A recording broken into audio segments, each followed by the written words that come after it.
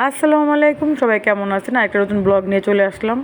তো আজকে রান্না করব চিংড়ি মাছ ভুনা আর পাবদা মাছ ভুনা করব। আর দুপুরে নাকি গেস্ট আসবে, এর জন্য আম্মা আবার রান্না করে ফেলছে, মানে ভাত আর ডাল রান্না করছে। তো আম্মাকে বকা দিলাম, আম্মা আপনি কেন ভাত আর ডাল রান্না করলেন, চুলার কাছে আসলেন? বললো তোমার দেরি হচ্ছে তাই। যাই হোক, গল্প করতে করতে আমার দেখা যায় রান্না রান্না হয়ে যাচ্ছে। তো আমি এদিকে চিংড়ি মাছ ভুনা বসাই দিছি আর পাবদা মাছ ভাজি করতেছি।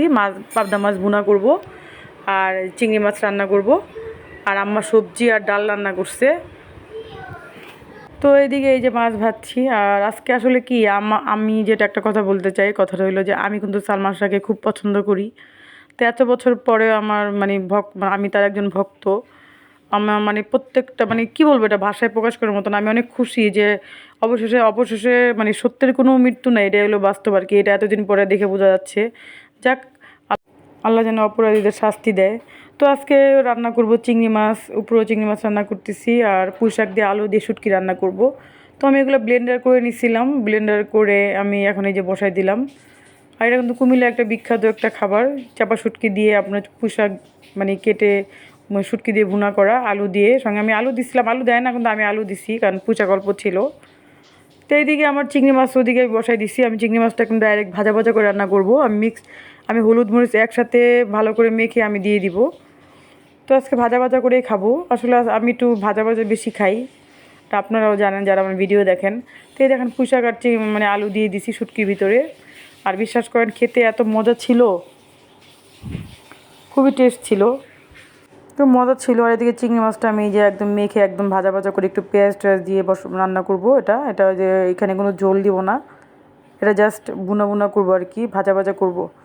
তো খাবারগুলো খুব মজা ছিল। রাত্রে তো হালকা পাতলা খাবার হলেই চলে। এই যে শুটকি দিয়ে আলু আর হলো আপনার চিংড়ি মাছ ভাজা, এটা দিয়ে এখন রাত্রে ভাত খাবো। বাচ্চাদেরকে খাবে না, আমি আর আপনার ভাইয়া খাবো। আর বাচ্চারা হয়তো বা দুপুরে থাকলে এটা দুপুরে খেয়ে নিবে।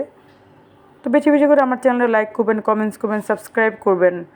আপনাদের সহযোগিতার সামনে আগে যেতে চাই। আসলে কিছু লোক আছে, আমি জানি না এরা কেমন, সাবস্ক্রাইব করার পর আবার আনসাবস্ক্রাইব করে দেয়। এগুলো আসলে আমরা এত কষ্ট করি, আপনি দেখেননি কেন, আবার আনসাবস্ক্রাইব করেননি কেন? তো আমার রিসেন্টলি আমার অনেকজন আমাকে আনসাবস্ক্রাইব করছে, কেন করছে আমি জানি না। এটা আমার ফল্ট না ওদের ফল্ট, বা আমাদের ভিডিও ওর ভাল লাগে না। তো সাবস্ক্রাইব করার কি দরকার ছিল, নাই করতেন। যাক, কিছু বলবো না। আল্লাহ যদি উপরে উঠাতে চায়, কেউ ধরে নিচে নামাতে পারে না, এটাই বাস্তব। তো এদিকে আমার শুটকি হয়ে গেছে। আর আমি হাতটা ধুয়ে নিলাম। আমার আসলে বারবার হাত ধুইতে হয়, প্রত্যেকটা মানে কাজে আমি হাত ধুই বেশি, কারণ আমার এই হাতে কিছু লেগে থাকলে আমার একদম ভালো লাগে না। এই যে আমার শুটকি হয়ে গেছে আর এই চিংড়ি মাছও প্রায় হয়ে গেছে। ভাজা ভাজা তো এটা আজকে ভাজা ভাজা করেই খাবো। তো অনেক রাতও হয়ে গেছে, নিচে রান্না করে উপরে এসে রান্না করছি, এই জন্য দেরি হয়ে গেছে। আর আপনারা বেশি বেশি করে লাইক করবেন, কমেন্টস করবেন, কোনটা ভালো কোনটা খারাপ সেটা আমাকে একটু কমেন্টস করে জানাবেন, আমি খুব খুশি হব। আর আমারও না মানে আমার নিজের হাতে রান্না অনেক মানে ভাল লাগে, বলবো কি ভাল লাগে, আসলে আমি মজা করে রান্না করি। আমার রান্না আমার কাছে অনেক ভাল লাগে। আর মাঝে মাঝে আমি একদিন বলতেছিলাম যে আমি কাউকে বলবো আমাকে কিছু রান্না করে খাওয়ানোর জন্য। আমার হাতে রান্না তো আমি সবসময়ই খাই, কিন্তু আমি এমন করে মানুষ পাই না যে কাকে বলবো যে আমার কিছু রান্না করে খাও।